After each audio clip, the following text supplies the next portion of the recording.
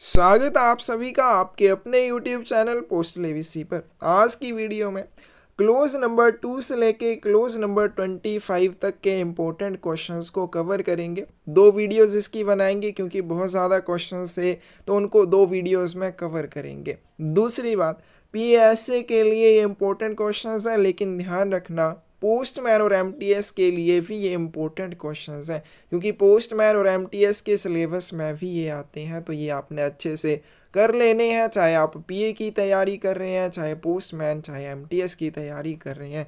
साथ में अगर आपको इन इम्पोर्टेंट क्वेश्चंस की बने बनाए नोट्स चाहिए तो बुक आपको मिल जाएगी। नाम है इसका क्वेश्चन ओशियन बुक। इसी तरह के इम्पोर्टेंट क्वेश्चंस हैं 5000 के करीब। सभी क्वेश्चन एमसीक्यू फॉर्मेट में रहेंगे इस बुक में, तो प्रैक्टिस करने के लिए बहुत ही अच्छी ये बुक रहने वाली है। बाकी जीडीएस टू एमटीएस बुक मिल जाएगी 2 सालों के क्वेश्चन पेपर्स के साथ। 2023 के पीएसए क्वेश्चन पेपर्स की बुक मिल जाएगी। पीएसए सिलेबस और पोस्टमैन मेल गार्ड सिलेबस की बुक आपको मिल जाएगी। क्लासेस में भी अगर आप जुड़ना चाहते हैं अपनी तैयारी को बेहतर करने के लिए तो आप हमें 8627096166 के ऊपर मैसेज कर सकते हैं। बुक्स की डिटेल चाहिए तब भी आप हमें इस नंबर पर मैसेज कर सकते हैं। तो वीडियो शुरू करते हैं, लेकिन शुरू करने से पहले ये रिवीजन है आपका। तो इसके लिए क्या है, क्वेश्चन मैं जब बोलूँगा आप वीडियो को रोकेंगे, ऑप्शंस आपके सामने होंगी, आप अपना आंसर सोच सकते हैं, फिर मेरे द्वारा बताए गए आंसर के साथ आप अपने आंसर को टैली कर सकते हैं। और यकीन मानिए अगर जितने भी ये इंपॉर्टेंट क्वेश्चंस करवाए जा रहे हैं आप अच्छे से करके जाते हैं, एग्ज़ाम में कोई भी क्वेश्चन आपको इनके बाहर से देखने को नहीं मिलेगा। तो चलिए वीडियो शुरू करते हैं। फर्स्ट क्वेश्चन है आज की वीडियो का। तो सिंपल से सिंपल क्वेश्चन और टफ से टफ क्वेश्चन हमने कवर किए हुए हैं ताकि कोई भी क्वेश्चन आपका एग्जाम में छूटे ना। फर्स्ट क्वेश्चन की बात करें, who is the head of the head post office? प्रधान डाक घर का प्रमुख कौन होता है? करेक्ट आंसर क्या आ जाएगा आपके पास? डी आ जाएगा। हेड पोस्ट मास्टर होता है। कई क्या कर देते हैं, सुपरिटेंडेंट कर देते हैं, वो गलत हो जाएगा। सुपरिटेंडेंट डिवीज़न का हेड होता है और head post master head office का हेड होता है। ध्यान रखना कई बार सुपरिटेंडेंट का ऑफिस हेड ऑफिस में ही होता है, तो कंफ्यूज नहीं होना है। हेड ऑफिस जो रहेगा उसका हेड हेड पोस्ट मास्टर और डिविजनल हेड जो है वो सुपरिटेंडेंट होता है। Head post offices which are in charge of gazetted officers in more important cities are called as? प्रधान डाकघर जो अधिक महत्वपूर्ण शहरों में राजपत्रित अधिकारियों के कार्यभार में होते हैं उन्हें क्या कहा जाता है? करेक्ट आंसर क्या आ जाएगा आपके पास? डी आ जाएगा। First class head post office कहा जाता है, प्रथम श्रेणी के प्रधान डाकघर कहा जाता है। नेक्स्ट चलते हैं क्वेश्चन आपके पास, who can exercise all the powers of a superintendent of post office with regard to their own offices? अपने स्वयं के कार्यालयों के संबंध में डाकघर अधीक्षक की सभी शक्तियों का प्रयोग कौन कर सकता है? करेक्ट आंसर क्या आ जाएगा आपके पास? बी आ जाएगा। First class head post master कर सकता है। तो जो हेड ऑफिसेज होते हैं मोर इम्पोर्टेंट सिटीज़ में जिनका कार्यभार राजपत्रित अधिकारियों के पास होता है, फर्स्ट क्लास हेड ऑफिस उन्हें कहते हैं।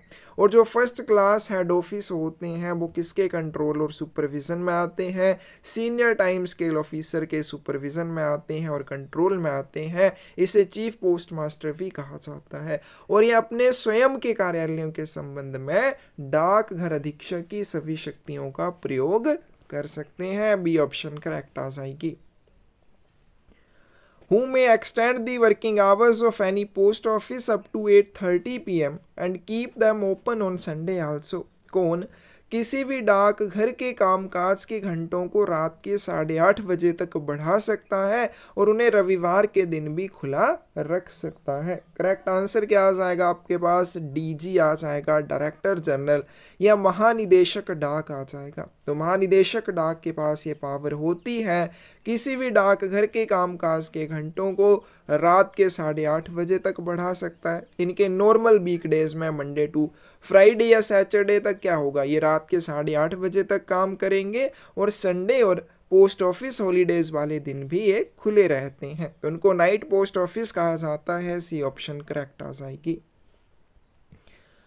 During extended hours which work is done in night post offices, बढ़े हुए कामकाज के घंटों के दौरान रात्रिकालीन डाकघरों में कौन से काम किए जाते हैं? करेक्ट आंसर क्या आ जाएगा? यहाँ पे रजिस्टर्ड आर्टिकल्स की बुकिंग भी की जाती है, आईपीओ को बेचने का यानी कि जो इंडियन पोस्टल ऑर्डर होते हैं उनको बेचने का काम भी किया जाता है, post office saving bank account में शाम के 7 बजे तक डिपॉजिट भी किया जाता है।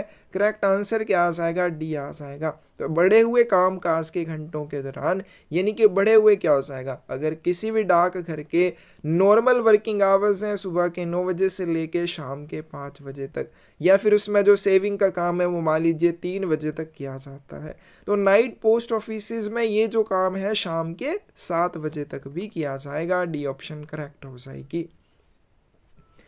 Work which is not done on Sunday and post office holidays, कार्य जो रविवार और डाकघर छुट्टियों में नहीं किया जाता है वो कौन सा काम है?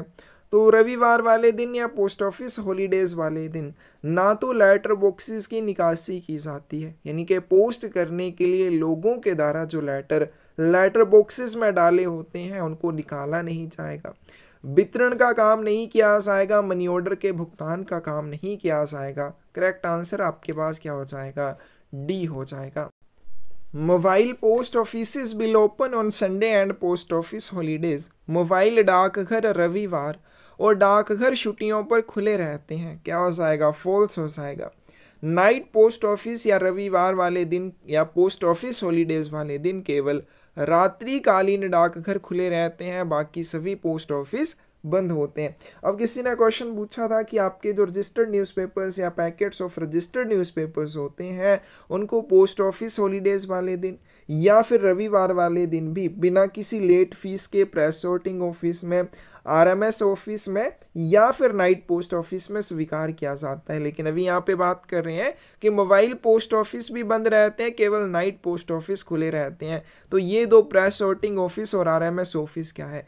तो ये पोस्ट ऑफिस नहीं है कि ये रेलवे मेल सर्विस के हिस्से हैं, रेलवे मेल सर्विस में ये आते हैं। तो ये रविवार वाले दिन भी और पोस्ट ऑफिस हॉलीडेज वाले दिन भी काम करते हैं। पोस्ट ऑफिस केवल नाइट पोस्ट ऑफिस है, ये दोनों आरएमएस कार्यालय है, रेलवे मेल सर्विस के कार्यालय है। तो बी ऑप्शन करेक्ट आ जाएगी। Postal index number was introduced on, डाक सूचकांक संख्या को कब पेश किया गया था? करेक्ट आंसर आपके पास बी आ जाएगा 15 अगस्त 1972। IPPV वाज इंट्रोड्यूस्ड ऑन, तो IPPV को कब पेश किया गया था? 2018 में। तो इम्पोर्टेंट जो भी डेट्स हैं उनके बारे में अलग से एक वीडियो आएगी, लेकिन यहाँ पे एक दो जो हैं वो याद कर लीजिए। Which of the following mobile post offices are permitted to book money orders, कौन से चलते फिरते डाकघरों को मनी ऑर्डर बुक करने की अनुमति है? करेक्ट आंसर क्या आ जाएगा? मद्रास और नागपुर दोनों को है, सी ऑप्शन करेक्ट आ जाएगी। Which of the following article cannot be booked to the address of army post office, निम्नलिखित में से कौन सा लेख सेना डाकघर के पते पर बुक नहीं किया जा सकता? करेक्ट आंसर क्या आ जाएगा? ना तो वैल्यूएबल आर्टिकल और ना ही money order army post office के पते पर बुक किए जाएंगे। MDG इस MDG क्या है? तो MDG की फुल फॉर्म होती है मुख्य डाकघर। सेकंड जो वीडियो आएगी उसमें कुछ इंपॉर्टेंट एब्रीविएशंस भी रहेंगी, तो वो आपको ज़रूर देख लेनी है। तो MDG जो है मुख्य डाकघर, इसकी फुल फॉर्म है और ये सब ऑफिस का प्रकार होता है। 12th की कौन सी ऑप्शन आपके पास करेक्ट आ जाएगी? B option. Which of the following post offices does not transact all types of postal businesses, निम्नलिखित में से कौन सा डाकघर सभी प्रकार के डाक व्यवसाय का संचालन नहीं करता है? तो देखिए, जो हेड पोस्ट ऑफिस है और सब पोस्ट ऑफिस है या जनरल पोस्ट ऑफिस क्या होते हैं? फर्स्ट क्लास हेड ऑफिस होते हैं। तो ये सभी प्रकार के डाक व्यवसायों का संचालन करते हैं, लेकिन ब्रांच पोस्ट ऑफिस में ऐसा नहीं होता है। ब्रांच पोस्ट ऑफिस में सभी प्रकार के काम नहीं होते हैं, इसमें कुछ एक अकाउंट है जो ओपन नहीं होते हैं, या अन्य और भी तरह का काम है जो यहाँ पे नहीं किया जाता है, जैसे इंटरनेशनल आर्टिकल्स की बुकिंग यहाँ पे नहीं की जाएगी। तो 13th की सी ऑप्शन करेक्ट आ जाएगी। Into how many classes are the post offices divided, डाकघरों को कितने वर्गों में बांटा गया है? कॉमनली और मोस्टली पूछा जाने वाला क्वेश्चन है। 3 वर्गों में बांटा गया है। सी ऑप्शन करेक्ट आ जाएगी। Except night post offices all post offices are generally closed on. Night post office यानी कि जो रात्रिकालीन डाकघर होते हैं उनको छोड़कर बाकी सभी डाकघर आमतौर पर कब बंद रहते हैं? अब मैं भी एग्ज़ाम देने जब गया था मेरा यही क्वेश्चन गलत हो गया था। गलत कैसे हुआ? अब यहाँ पे पेज के लास्ट में ये क्वेश्चन था, सिर्फ उसकी फर्स्ट वाली ऑप्शन दिखाई दे रही थी, बाकी ऑप्शंस अगले पेज पे थी। मैंने फर्स्ट ऑप्शन को जल्दी से टिक कर दिया क्योंकि मुझे पता था संडे वाले दिन बाकी सभी डाकघर बंद रहते हैं, लेकिन मुझे ये भी पता था पब्लिक हॉलीडेज़ वाले दिन भी बंद रहते हैं, लेकिन मैंने पूरा ऑप्शंस नहीं देखी। तो आपने हमेशा ऑप्शंस चेक करनी है, कई बार एक से ज़्यादा ऑप्शन ठीक होती है तो उसी के अकॉर्डिंग आंसर देना है। तो नाइट पोस्ट ऑफिस को छोड़कर बाकी जितने भी डाकघर होते हैं वो रविवार वाले दिन और पब्लिक हॉलीडेज़ वाले दिन या फिर पोस्ट ऑफिस हॉलीडेज़ वाले दिन बंद रहते हैं। 15th की सी ऑप्शन आपके पास करेक्ट आ जाएगी। Which are the 3 types of the post offices? डाकघरों के 3 प्रकार कौन कौन से हैं? तो डाकघरों के 3 प्रकार कौन कौन से हैं? एक हेड ऑफिस है, दूसरा सब पोस्ट ऑफिस है और तीसरा है ब्रांच पोस्ट ऑफिस। हमने अभी क्वेश्चन किया कि डाकघरों की कितनी श्रेणियां हैं? 3 श्रेणियां हैं, प्रधान कार्यालय, उप डाकघर और शाखा डाकघर। और इनकी सीक्वेंस आपने याद रखनी है। सबसे उच्च श्रेणी का डाकघर हेड ऑफिस आ जाएगा, उससे निम्न श्रेणी का सब पोस्ट ऑफिस और सबसे निम्न श्रेणी का जो डाकघर है वो कौन सा हो जाएगा? ब्रांच पोस्ट ऑफिस हो जाएगा। But is the meaning of night post office? Night post office का क्या अर्थ है? जितने भी क्वेश्चंस हम कर रहे हैं प्रीवियस ईयर क्वेश्चन पेपर्स में बार बार पूछे गए हैं, तो अच्छे से ज़रूर करना। नाइट पोस्ट ऑफिस का क्या अर्थ होता है? तो नाइट पोस्ट ऑफिस एक पोस्ट ऑफिस होता है which work up to 8:30 PM on normal working days, जो सामान्य कार्य दिवसों में रात के 8:30 बजे तक काम करता है। And is open on Sundays and post office holidays, और साथ में ये रविवार वाले दिन भी खुला रहेगा और डाकघर अवकाश वाले दिन भी खुला रहता है। सी ऑप्शन करेक्ट आ जाएगी। Mobile post offices are defined in which close number of post office guide part 1? Mobile डाकघरों को पोस्ट ऑफिस गाइड भाग 1 के किस खंड संख्या में परिभाषित किया गया है? तो मोबाइल पोस्ट ऑफिस जो हैं क्लोज नंबर 4 में दिए हुए हैं। क्लोज नंबर ज़रूर याद रखने हैं क्योंकि बहुत सारे क्वेश्चन पेपर्स में 5-5, 6-6 क्वेश्चन क्लोज नंबर से पूछे हुए हैं, तो ये बहुत इंपॉर्टेंट है। Night post office works on all postal holidays except Sundays. रात्रिकालीन डाकघर रविवार को छोड़कर सभी डाक छुट्टियों पर काम करते हैं। क्या ये स्टेटमेंट करेक्ट है? इनकरेक्ट है क्योंकि ये रविवार वाले दिन भी काम करेंगे। विच of the following facilities provided in the branch post offices? शाखा डाकघरों में कौन सी सुविधाएं प्रदान की जाती हैं? Delivery and dispatch of mail, mail की डिलीवरी और प्रेषण करना। Booking of registered articles and parcels, registered articles और पार्सल्स की बुकिंग करना। Accepting of SB deposit and effecting SB payment, SB जमा स्वीकार करना और एसबी का भुगतान करना यानी कि विड्रॉ करने का काम करना। और issue and payment of money orders, money order जारी करना और उनका भुगतान करना। करेक्ट आंसर क्या आ जाएगा? ये सभी काम ब्रांच पोस्ट ऑफिस में किए जाते हैं। डी ऑप्शन करेक्ट आ जाएगी। नाइट पोस्ट ऑफिस में वर्क अप टू, रात्रि डाकघर कितने बजे तक काम कर सकता है? तो रात के 8:30 बजे तक काम कर सकता है। सी ऑप्शन करेक्ट आ जाएगी। Post office which function from specially designed van moving to different fixed points is called as. एक वैन जो विशेष रूप से डिज़ाइन की गई होती है, जो अलग अलग निश्चित बिंदुओं पर जाकर कार्य करती है, उसे हम क्या कहते हैं? करेक्ट आंसर आपके पास सी आ जाएगा। मोबाइल पोस्ट ऑफिस या चल डाकघर उन्हें कहा जाता है। A main office of group of post offices consisting of itself and a number of smaller offices Cold sub and branch offices which have been placed under its account jurisdiction is called as। डाक घरों के समूह का एक मुख्य कार्यालय जिसमें यह स्वयं और कई छोटे कार्यालय होते हैं जिन्हें उप और शाखा कार्यालय कहा जाता है, जिन्हें इसके लेखा अधिकार क्षेत्र के अंतर्गत रखा गया हो, उसे हम क्या कहेंगे। तो किसकी डेफिनेशन है ये, हेड पोस्ट ऑफिस या प्रधान डाकघर की डेफिनेशन है। हेड पोस्ट ऑफिस क्या होता है, तो डाकघरों के एक समूह का मुख्य कार्यालय होता है। और ये जो समूह की बात की जा रही है इसमें ये स्वयं भी आता है, छोटे डाकघर भी आते हैं जिन्हें सब और ब्रांच पोस्ट ऑफिस कहा जाता है, और इन सभी को इसके अकाउंट जुरिडिक्शन में रखा जाता है। ए ऑप्शन करेक्ट आ जाएगी।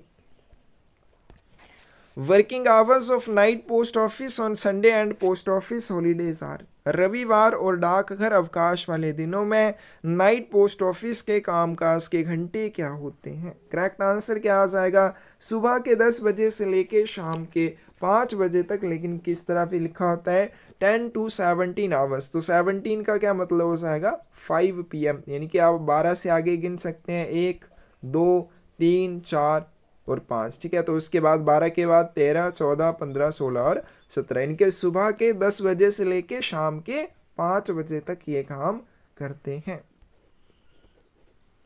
Post office in charge of ग्रामीण Dak Sevak are kept open for a maximum period of. ग्रामीण डाक सेवकों के प्रभारी डाकघरों को अधिकतम कितनी अवधि के लिए खोला जाता है। करेक्ट आंसर आपके पास इसी आ जाएगा, मैक्सिमम वर्किंग आवर्स 5 घंटे, और मिनिमम वर्किंग आवर्स की बात करें तो कितने हैं, 4 घंटे हैं। The working hours of the post offices are generally fixed by whom? डाक घरों के काम के घंटे आमतौर पर किसके द्वारा तय किए जाते हैं। करेक्ट आंसर क्या आ जाएगा, by the head of the circle, circle प्रमुख द्वारा तय किए जाते हैं। कैसे किए जाते हैं, according to the timing given in the clause 5 of post office guide part 1। Post office guide part 1 के क्लोज नंबर 5 में दिए गए समय के अनुसार करता है। स्वयं अपनी मर्जी से हेड ऑफ सर्कल किसी भी डाकघर के कामकाज के घंटे तय नहीं करेगा। Which clause of post office guide part 1 defines the night post office? Post office guide part 1 के किस क्लोज में नाइट पोस्ट ऑफिस को परिभाषित किया गया है। करेक्ट आंसर आपके पास यहाँ आ जाएगा, क्लोज नंबर 3 में किया गया है। Post offices observe 17 holidays in a year, out of which how many holidays are observed compulsory in all circles? डाक घरों में एक वर्ष में 17 अवकाश होते हैं, जिसमें से सभी सर्किलों में कितनी छुट्टियां अनिवार्य रूप से मनाई जाती हैं। 28 की डी ऑप्शन करेक्ट आ जाएगी। 14 हॉलीडेज जो है सभी सर्कल्स में कंपलसरी है और एक साथ मनाई जाती हैं। टोटल 17 हॉलीडेज होती हैं। 3 हॉलीडेज या 3 छुट्टियां सर्कल टू सर्किल अलग अलग होती हैं। Night post office will transact those transactions which have been authorised by whom. रात्रि डाकघर जो है वो काम करेगा जो किसके द्वारा निर्धारित किया गया होगा। करेक्ट आंसर क्या आ जाएगा, डी आ जाएगा। तो नाइट पोस्ट ऑफिस में वही काम किया जाता है जो डायरेक्टर जनरल के द्वारा निर्धारित किया जाता है। Generally, what are the business hours in the principal post offices on Saturdays for issue of money orders, sale and payment of postal order, saving bank and saving certificate transaction and payment of telephone bill? आम तौर पर money order जारी करने, postal order की बिक्री और भुगतान, बचत बैंक और बचत प्रमाण पत्र लेन देन और टेलीफोन बिल के भुगतान के लिए शनिवार को मुख्य डाकघरों में व्यावसायिक घंटे क्या होते हैं। करेक्ट आंसर क्या आ जाएगा। अब यहाँ पे हमसे किसके लिए पूछा है, सैटरडे के लिए पूछा है। तो सैटरडे के लिए ये काम 3 घंटों के लिए किया जाता है और 1 बजे तक किया जाएगा। इनके 3 घंटों के लिए दोपहर के 1 बजे तक ये काम किया जाता है। सी ऑप्शन करेक्ट आ जाएगी। Registered newspapers and packets of registered newspapers are accepted on Sunday and post office holidays without payment of any late fees in the। पंजीकृत समाचार पत्र और पंजीकृत समाचार पत्रों के पैकेट रविवार और डाकघर अवकाश पर बिना किसी विलंब शुल्क के भुगतान के कहाँ स्वीकार किए जाते हैं। तो कहाँ किए जाते हैं, प्रेस सॉर्टिंग ऑफिस में भी किए जाएंगे, रेलवे मेल सर्विस ऑफिस में भी किए जाएंगे और नाइट पोस्ट ऑफिस में भी किए जाएंगे। डी ऑप्शन सही आ जाएगी। Which clause of post office guide part 1 describe the timing for working hours of post offices? डाकघर गाइड भाग 1 के किस खंड में डाकघरों के काम के घंटों का वर्णन किया गया है? 32 की आपके पास बी ऑप्शन करेक्ट आ जाएगी। क्लोज नंबर 5 में बताया गया है कि किसी भी डाकघर में जो काम काज के घंटे रहेंगे वो कितने रहेंगे, यानी कि अलग अलग काम जो पोस्ट ऑफिस में किया जाता है कितने कितने समय तक किया जाएगा, और इसी समय के अनुसार जो क्लोज नंबर 5 में दिया हुआ है हेड ऑफ सर्कल डाकघरों के काम काज के घंटों को निर्धारित करता है। Facilities are provided for the posting of letters on which the prescribed late fee is paid during certain specific hours in which of the following? उन पत्रों की पोस्टिंग के लिए कहाँ सुविधाएं प्रदान की जाती हैं जिन पर कुछ विशिष्ट घंटों के दौरान निर्धारित विलंब शुल्क का भुगतान किया गया हो? तो किसमें की जाती है? जो रेलवे मेल सर्विस कार्यालय होते हैं उनके लेटर बॉक्सेस में भी ये सुविधा होती है। In the letter boxes at selected offices, कुछ चयनित कार्यालयों के लेटर बॉक्सेस में कर सकते हैं। In the letter boxes of the mail band of RMS, railway mail service की जो मेल बैन होती है उसके लेटर बॉक्सेस में भी ये सुविधा प्रदान की जाती है। 33 की डी ऑप्शन आपके पास करेक्ट आ जाएगी। इन सभी में उन पत्रों को पोस्ट करने के लिए आपको सुविधा दी जाएगी जिनके ऊपर कुछ निर्धारित घंटों के दौरान निर्धारित विलंब शुल्क का भुगतान किया गया हो। Generally, but are the business hours in the principal post offices on a normal weekdays for reference and inquiries? आमतौर पर संदर्भ और पूछताछ के लिए सामान्य सप्ताह के दिनों में मुख्य डाकघरों में व्यावसायिक घंटे क्या होते हैं? 34 की करेक्ट ऑप्शन क्या आ जाएगी? डी आ जाएगी। रेफरेंस और इंक्वायरीज के लिए जो कामकाज के घंटे रहते हैं या बिजनेस आवर्स रहते हैं कार्यालय के पूरे कामकाज के घंटों के दौरान रहते हैं, यानी कि रेफरेंस या इंक्वायरी के लिए आप पोस्ट ऑफिस में किसी भी समय जा सकते हैं, कोई भी वहाँ पे वर्किंग आवर्स नहीं है। जब तक कार्यालय खुला है या जब तक भी कार्यालय के वर्किंग आवर्स हैं तब तक रेफरेंस और इंक्वायरीज की जा सकती हैं। Generally, but are the business hours in the principal post offices on Saturdays for booking of registered and insured articles, including value payable parcels? आमतौर पर मुख्य डाकघरों में शनिवार को मूल्य दे लेखों पार्सल सहित पंजीकृत और बीमित लेखों की बुकिंग के लिए व्यावसायिक घंटे क्या हैं? 35 की करेक्ट ऑप्शन आपके पास बी आ जाएगी। तो बिजनेस आवर्स पूछे गए किसके लिए? पंजीकृत बीमित लेखों की और इंक्लूडिंग आपके जो वैल्यू पेएबल पार्सल्स होते हैं उनकी बुकिंग के लिए। कब? सैटरडे वाले दिन, शनिवार वाले दिन। तो क्या रहता है? लगभग 5 घंटों के लिए। और कब ये बंद कर दिया जाता है? शाम के 3 बजे तक ये काम किया जाएगा। Machine franked articles should not be posted in which of the following? Machine frank लेखों को कहाँ पोस्ट नहीं किया जाना चाहिए? तो मशीन फ्रैंक्ड आर्टिकल हमेशा आपको पोस्ट ऑफिस काउंटर पर प्रस्तुत करने होते हैं। आप उनको पोस्ट ऑफिस के लेटर बॉक्स में और मेल बैन के लेटर बॉक्स में पोस्ट नहीं कर सकते हैं। 36 की सी ऑप्शन आपके पास करेक्ट आ जाएगी। The public business hours of the post offices are fixed with regard to which of the following? डाकघरों के सार्वजनिक व्यवसाय के घंटे किसके संबंध में तय किए जाते हैं? 3 चीज़ों के संबंध में इनको तय किया जाता है, जिसमें पहली आ जाएगी लोकल कन्वीनियंस, स्थानीय सुविधा, arrival timing of the mail, mail के आने के समय के अकॉर्डिंग, और departure timing of the mail, डाक के प्रस्थान के समय। तो इन तीनों के अनुसार किसी भी डाक घर के कामकाज के या जो पब्लिक बिजनेस आवर्स होते हैं, सार्वजनिक व्यवसाय के घंटे होते हैं, उनको तय किया जाता है। 37 की सी ऑप्शन करेक्ट आ जाएगी। The working hours of the post offices are generally fixed by whom? डाकघरों के काम के घंटे आमतौर पर किसके द्वारा तय किए जाते हैं? 38 की सी ऑप्शन आपके पास करेक्ट आ जाएगी। By the head of the circle, circle प्रमुख द्वारा किए जाते हैं। तो 38 की सी ऑप्शन करेक्ट होगी। किसी भी डाकघर के जो कामकाज के घंटे होते हैं क्लोज नंबर 5 में दिए गए समय के अनुसार CPMG यानी कि चीफ पोस्ट मास्टर जनरल के द्वारा तय किए जाते हैं। Hours of business of a post office and RMS office shows which of the following? डाकघर और आरएमएस कार्यालय के कामकाज के घंटे क्या दर्शाते हैं? तो करेक्ट आंसर इसका डी आ जाएगा, the hours during which business is transacted with the public. सबसे पहले क्या दर्शाएंगे? उस समय को दर्शाएंगे जिसके दौरान जनता के साथ लेन देन किया जाता है। The time at which mails are delivered, फिर उसके बाद जो समय दिया गया है डाक को वितरित करने के लिए और साथ में उसको प्रेषित करने के लिए। तो 39 की डी ऑप्शन करेक्ट आ जाएगी। The work which is done for about 6 to 7 hours on normal weekdays in post offices, डाकघरों में सामान्य सप्ताह के दिनों में लगभग 6 से 7 घंटे तक कौन सा काम किया जाता है? तो इसका करेक्ट आंसर क्या आ जाएगा? अब इसमें एक चीज़ ध्यान रखनी है, यहाँ पे बोला है कि नॉर्मल वीकडेज। नॉर्मल वीकडेज का अर्थ हो जाएगा मंडे टू फ्राइडे, क्योंकि सैटरडे को जो काम किया जाता है वो काम और भी कम समय के लिए किया जाता है। यानी कि अगर कोई काम नॉर्मल वीकडेज में 6 से 7 घंटे के लिए किया जा रहा है, हो सकता है सैटरडे को वो केवल 4 घंटे के लिए या 5 घंटे के लिए किया जाए। तो नॉर्मल वीकडेज जब भी बोला जाएगा मंडे टू फ्राइडे, सोमवार से शुक्रवार हो जाएगा। तो सोमवार से शुक्रवार तक कौन सा काम 6 से 7 घंटों के लिए किया जाता है? ये सभी किए जाते हैं।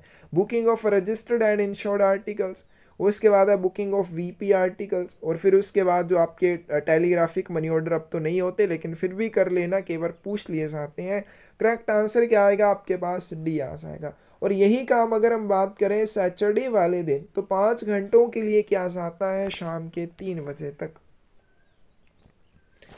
Booking of registered and insured articles and VP articles और parcels in post office is done up to on Saturday.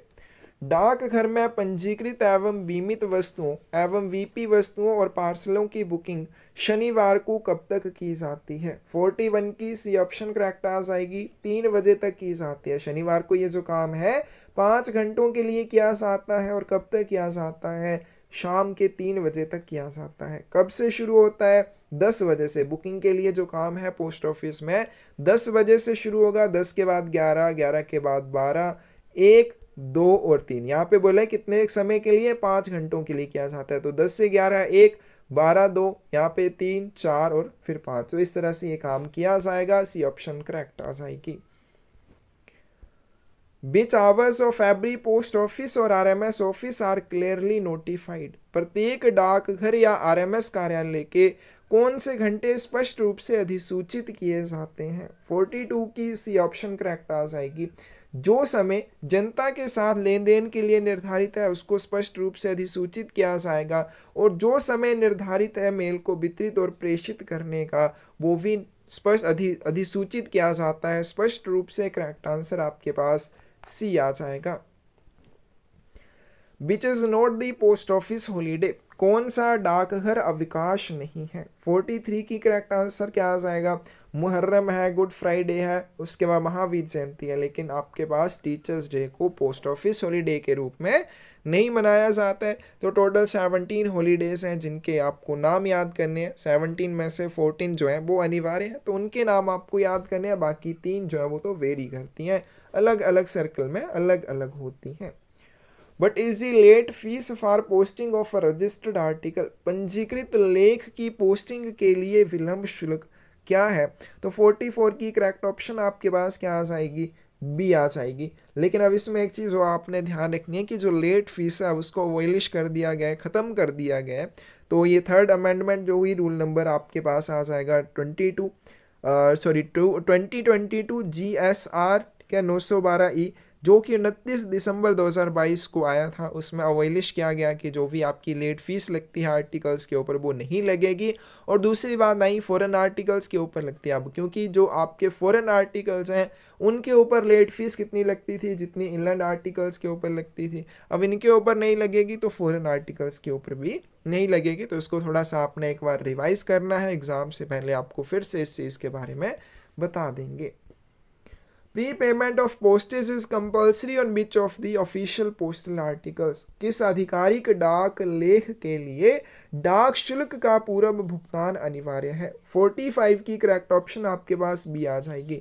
जब भी आधिकारिक पोस्टल आर्टिकल में आप ऑफिशियल पार्सल भेजेंगे, यानी कि आप कोई भी ऑफिशियल पोस्टल आर्टिकल भेज रहे हैं और वो पार्सल है, तो ऐसी स्थिति में आपको उसके लिए पूर्व भुगतान करना पड़ेगा। अनपेड या इनसफिशिएंटली प्रीपेड आप इसको नहीं भेज सकते। The facility of prepayment of postage in cash, subject to certain conditions, is available for which of the following? नकद में डाक शुल्क के पूर्व भुगतान की सुविधा कुछ शर्तों के साथ किसके लिए उपलब्ध है? 46 की करेक्ट ऑप्शन क्या आ जाएगी? तो ये लेटर्स के लिए, इनलैंड लेटर कार्ड और पोस्ट कार्ड्स के लिए, पैकेट्स के लिए और अनरजिस्टर्ड पार्सल्स के लिए उपलब्ध है। करेक्ट आंसर फिर क्या आ जाएगा? डी आ जाएगा। Which of the following articles of post office bears embossed stamps? डाकघर के निम्नलिखित में से किस लेख पर उभरे हुए डाक टिकट होते हैं? अब ये उभरे हुए डाक टिकट क्या चीज़ हो जाएगी?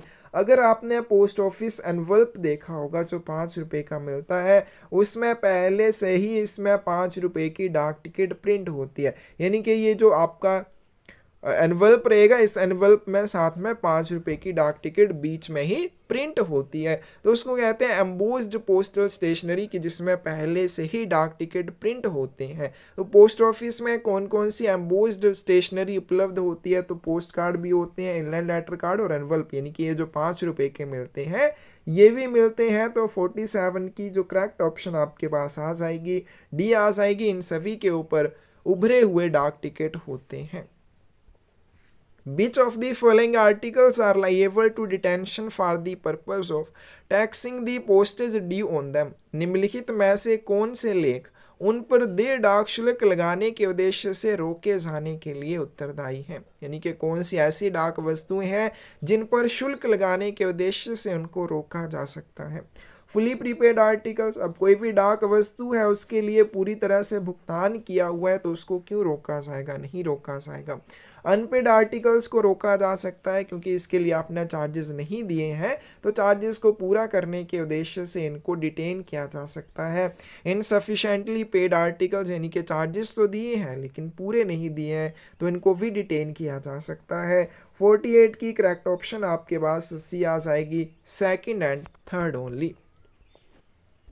The special registration envelopes provided by the post office should be used for the transmission of, डाकघर द्वारा प्रदान किए गए विशेष पंजीकरण जो वाले लिफाफे होते हैं, किसके प्रसारण के लिए उनका इस्तेमाल किया जा सकता है? करेक्ट आंसर क्या आ जाएगा? तो पोस्ट ऑफिस में आपको जो स्पेशल रजिस्ट्रेशन एनवल्प दिए जाते हैं वो आपने रजिस्टर्ड आर्टिकल्स के लिए ही यूज़ करने हैं। इंश्योर्ड आर्टिकल के लिए भी यूज़ कर सकते हैं, लेकिन ध्यान रखना अनरजिस्टर्ड आर्टिकल्स के लिए आप उनका यूज़ नहीं करेंगे। तो 49 की बी ऑप्शन करेक्ट आ जाएगी।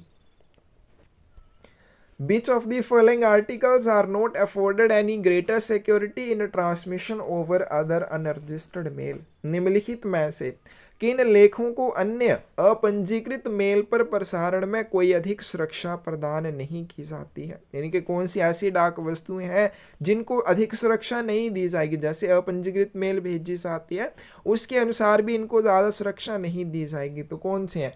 Fully prepaid articles, unpaid articles and insufficiently paid articles. Correct answer क्या आ जाएगा आपके पास 50th का? तो आपके जो सेकंड और थर्ड है, यानी कि अनपेड और इनसफिशिएंटली पेड आर्टिकल्स को ज़्यादा सुरक्षा नहीं दी जाती है। आर्टिकल जो फुली प्रीपेड होंगे उनको सुरक्षा दी जाएगी, लेकिन अनपेड और इनसफिशिएंटली पेड आर्टिकल्स को ज़्यादा सुरक्षा नहीं दी जाती है।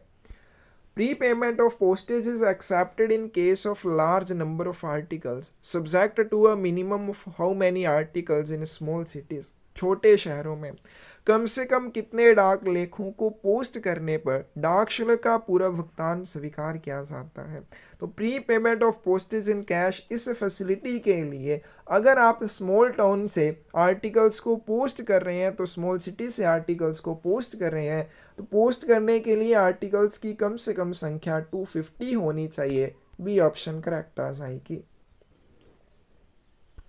The manufacture and use of the fictitious postage stamps is prohibited and it is an offence punishable under which of the following? नकली डाक टिकटों का निर्माण करना या उनका उपयोग करना निषिद्ध माना जाता है, और अगर आप ऐसा करते हैं तो किसके तहत इसको दंडनीय अपराध माना जाएगा? करेक्ट आंसर आपके पास सी आ जाएगा, section 263A of the Indian Penal Code 1860। इसके साथ 1860 भी जोड़ लेना, ये भी याद रखना, कई बार पूछा जाता है। तो भारतीय दंड संहिता की धारा 263A के तहत इसे दंडनीय अपराध माना जाएगा। भाई pre payment of postage is desirable, डाक शुल्क के पूरा भुगतान की वांछनीयता क्यों है? यानी कि किसी भी डाक वस्तु के ऊपर आपको क्यों बोला जाता है कि पोस्टेज चार्जेस की प्री पेमेंट करें, यानी कि जो डाक शुल्क है उसका पहले भुगतान करें, उसके बाद ही आर्टिकल को पोस्ट करें। तो इसका करेक्ट आंसर क्या आ जाएगा आपके पास 53 का। सबसे पहले unpaid article not afforded any greater security in transmission, अवैतनिक वस्तु है, यानी कि आपने अगर चार्जेस किसी आर्टिकल के लिए नहीं दिए हैं तो प्रसारण में उसको कोई भी सुरक्षा प्रदान नहीं की जाती है, मतलब थोड़ी बहुत जो हो पाएगी ठीक है, बाकी अधिक सुरक्षा उसको प्रदान नहीं की जाएगी। Unpaid articles are liable to detention for the purpose of taxing the postage due on them. Unpaid article जो होते हैं या अवैतनिक लेख जो होते हैं उनको शुल्क लगाने के उद्देश्य से रोका जा सकता है, यानी कि उनके ऊपर चार्जेस पूरे करने के उद्देश्य से उनको रोका जा सकता है। Unpaid articles are not issued along with the special deliveries, विशेष वितरण के साथ, यानी कि जैसे बाकी आर्टिकल्स का वितरण किया जाता है तो उन वितरण के लिए आर्टिकल जब भेजे जाते हैं तो उनके साथ अनपेड आर्टिकल्स को नहीं जारी किया जाता है वितरण करने के लिए। तो करेक्ट आंसर डी आ जाएगा, ये सभी कंडीशंस हैं। अगर आप प्री पेमेंट नहीं करते हैं तो आपके आर्टिकल के साथ इस तरह से हो सकता है, इसलिए वहाँ पे बोला जाता है कि आप डाक शुल्क का पूरा भुगतान करें। डी ऑप्शन करेक्ट आ जाएगी। Who is authorized to issue sanction for prepayment of postage in cash, नकद में डाक शुल्क के पूरा भुगतान के लिए स्वीकृति जारी करने के लिए कौन अधिकृत है? 54 की करेक्ट ऑप्शन बी आ जाएगी। तो अगर आप pre payment of postage in cash इस वाली सुविधा का लाभ उठाना चाहते हैं तो इसके लिए जो सैंक्शन देता है हेड ऑफ सर्कल यानी कि CPMG देता है। 54 की बी ऑप्शन करेक्ट आ जाएगी। What is the purpose of setting up the Flatlic Bureau? डाक टिकट ब्यूरो की स्थापना करने का उद्देश्य क्या है? करेक्ट आंसर इसका ए आ जाएगा। It is to cater the needs of philatelists and stamp collectors, यह डाक टिकट संग्रहकर्ताओं और स्टैम्प संग्राहकों की ज़रूरतों को पूरा करने के लिए है। तो ए ऑप्शन जो है आपके पास करेक्ट आ जाएगी। Means of payment of postage charges are, यानी कि आप डाक शुल्क का अगर किसी भी आर्टिकल के लिए भुगतान करते हैं तो कौन कौन से माध्यम से कर सकते हैं? आप पोस्टेज स्टैम्प्स का यूज़ कर सकते हैं, एम्बोस्ड स्टैम्प्स उभरे हुए डाक टिकट, या जैसे मैंने बताया कि एनवल्प के बीच में जो डाक टिकट प्रिंट होते हैं उनका यूज़ कर सकते हैं, फ्रैंकिंग इम्प्रेशन यानी कि फ्रैंकिंग मशीन की शाप लगाकर कर सकते हैं। रेवेन्यू स्टैम्प का यूज़ कभी भी आप पोस्टेज चार्जेस का भुगतान करने के लिए नहीं करते हैं। 56 की ए ऑप्शन करेक्ट आ जाएगी। पोस्टेज स्टैम्प्स, एम्बोस्ड स्टैम्प्स और फ्रैंकिंग इम्प्रेशन का यूज़ किया जा सकता है, लेकिन राजस्व टिकटों का उपयोग नहीं किया जाएगा। ए ऑप्शन करेक्ट आ जाएगी। Revenue stamps are issued by whom, राजस्व टिकट जो होते हैं किसके द्वारा जारी किए जाते हैं? करेक्ट आंसर आपके पास भी आ जाएगा। सेंट्रल गवर्नमेंट के द्वारा, केंद्रीय सरकार के द्वारा इनको जारी किया जाता है और पोस्ट ऑफिस के द्वारा इनको बेचने का काम किया जाता है। पोस्ट ऑफिस रेवेन्यू स्टैम्प्स जारी नहीं करता है। बी ऑप्शन करेक्ट आ जाएगी। Which stamps are used for the payment of postage, डाक शुल्क के भुगतान के लिए किन टिकटों का उपयोग किया जा सकता है? तो किन टिकटों का यूज़ कर सकते हैं? रेवेन्यू स्टैम्प्स का यूज़ आप कर सकते हैं? नहीं कर सकते। पोस्टेज स्टैम्प्स का यूज़ किया जा सकता है। तो बी ऑप्शन जो है इसका करेक्ट आंसर हो जाएगा। ओवरसीज ऑर्डर्स यानी कि जो फॉरेन ऑर्डर होते हैं फिलैटली के, उनको कहाँ पे एग्जीक्यूट किया जाता है? बॉम्बे GPO में किया जाता है। बी ऑप्शन करेक्ट आ जाएगी। तो ओवरसीज ऑर्डर्स जो होते हैं फिलैटली के बॉम्बे GPO में उनको निष्पादित किया जाएगा। Manufacture and use of fictitious stamps for any purpose whatsoever is prohibited and it is an offence under section 263A of the, किसी भी उद्देश्य के लिए काल्पनिक डाक टिकटों या नकली डाक टिकटों का निर्माण करना या उपयोग करना निषिद्ध माना जाता है और ये किसकी धारा 263A के तहत दंडनीय अपराध है। करेक्ट आंसर क्या आ जाएगा आपके पास? ए आ जाएगा इंडियन पीनल कोड 1860, भारतीय दंड संहिता 1860 की धारा 263A के तहत दंडनीय अपराध माना जाता है। इसको 1860 को भी याद रखना पूछा जाता है। Which stamps are not allowed in payment of postage? डाक शुल्क के भुगतान में किन टिकटों की अनुमति नहीं है? किन टिकटों के लिए आप यूज़ नहीं कर सकते हैं? ओब्लिटरेटेड, मिटाए हुए, डिफेस्ड, जिनको विरूपित किया हुआ है। डिफेस्ड क्या होता है? जब भी आप कोई डाक वस्तु भेजते हैं तो उसके ऊपर अगर डाक टिकट लगाते हैं तो उनको रद्द किया जाता है, या तो पेन के साथ किया जाता है या स्टैंप से रद्द किया जाता है, या फिर जो कट होते हैं यानी कि कटे हुए पोस्टेज स्टैंप्स होते हैं उनका यूज़ आप डाक शुल्क के भुगतान में नहीं कर सकते हैं। 61 की डी ऑप्शन आपके पास करेक्ट आ जाएगी। However, a reproduction of stamps is allowed for illustration purposes in a flat-leaf publication only in which color? हालांकि केवल डाक टिकट प्रकाशन में दृष्टांत उद्देश्यों के लिए आप टिकटों के पुनरुत्पादन को कर सकते हैं, लेकिन ये किस रंग में होने चाहिए? तो यहाँ पे बोला कि आप क्या कर सकते हैं। वैसे तो आप नहीं कर सकते किसी भी डाक टिकट को, जैसे यहाँ पे बताया, उसका पुनरुत्पादन नहीं कर सकते, उसको रीयूज़ नहीं कर सकते, लेकिन किस उद्देश्य के लिए इनकी रिप्रोडक्शन की अनुमति होती है? फ्लैटलीक पब्लिकेशन में, कोई भी फ्लैटली पब्लिकेशन है, कोई भी आपके पास डाक टिकट प्रकाशन है, उसमें इन डाक टिकटों को रिप्रोड्यूस किया जा सकता है, लेकिन ये केवल ब्लैक कलर में होने चाहिए। 62 की करेक्ट ऑप्शन आपके पास क्या आ जाएगी? सी आ जाएगी। Every letter or parcel should be stamped with the date stamps of at least 2 post offices which are, प्रत्येक पत्र या पार्सल पर कम से कम कौन से 2 डाकघरों की तारीख मुहर लगी होनी चाहिए? 63 की करेक्ट ऑप्शन क्या आ जाएगी?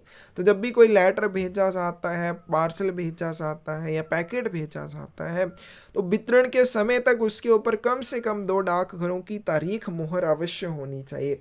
और ये जो 2 डाकघर होते हैं, एक बुकिंग पोस्ट ऑफिस होता है और दूसरा डेस्टिनेशन पोस्ट ऑफिस होता है। 63 की ए ऑप्शन करेक्ट आ जाएगी। Post office is responsible for every article posted even for fragile articles. डाकघर प्रत्येक पोस्ट किए गए लेख के लिए जिम्मेदार होता है, यहाँ तक कि नाजुक लेखों के लिए भी। करेक्ट आंसर क्या आ जाएगा? 64 का बी आ जाएगा, फॉल्स है। तो डाकघर जो है फ्रेजाइल आर्टिकल्स, फ्रेजाइल क्या हो जाएगा? जो नाजुक होते हैं, यानी कि जो टूट फूट सकते हैं। अगर डाक के माध्यम से आप इस तरह की सामग्री वाला कोई लेख भेजते हैं तो उसके लिए डाकघर जो है वो जिम्मेदार नहीं होता है। बी ऑप्शन आपके पास करेक्ट आ जाएगी।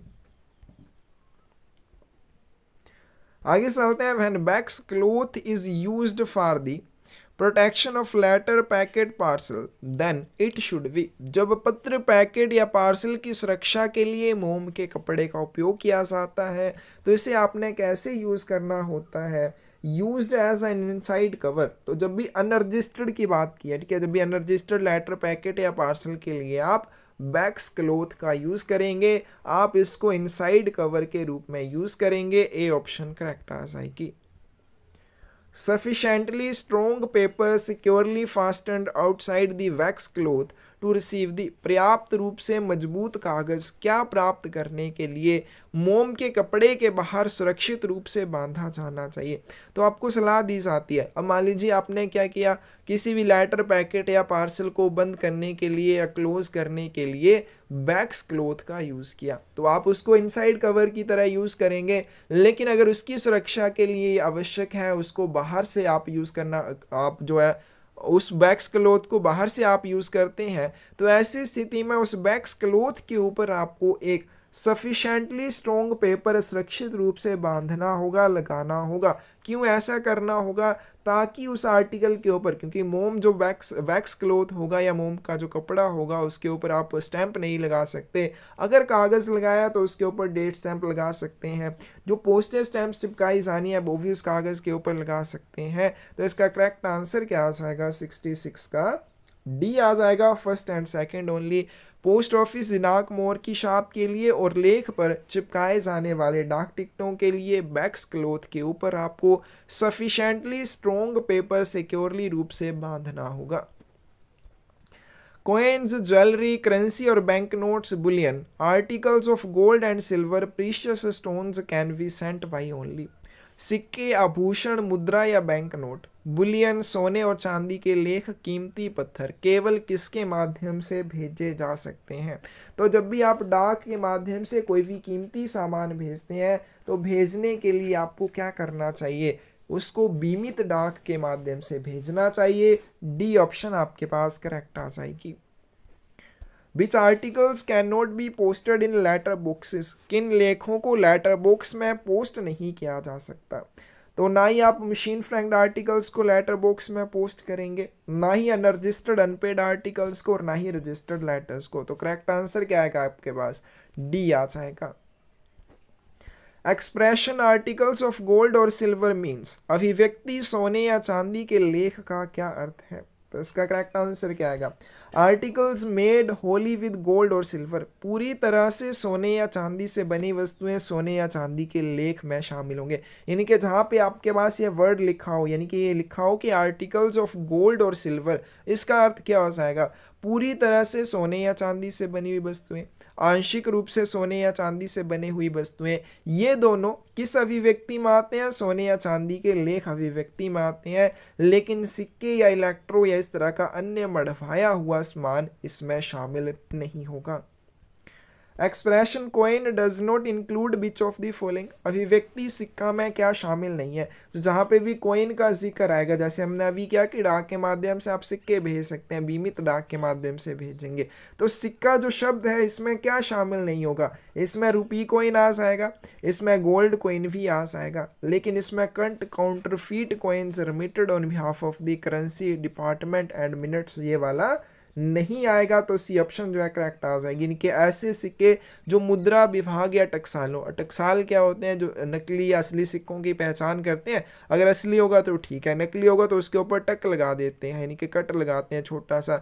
तो इस तरह के जो भी नकली सिक्के होंगे उनको कॉइन में नहीं गिना जाएगा, इस अभिव्यक्ति में नहीं गिना जाएगा। बाकी रुपये कॉइन है या गोल्ड कॉइन है वो कॉइन की अभिव्यक्ति में आ जाएगा।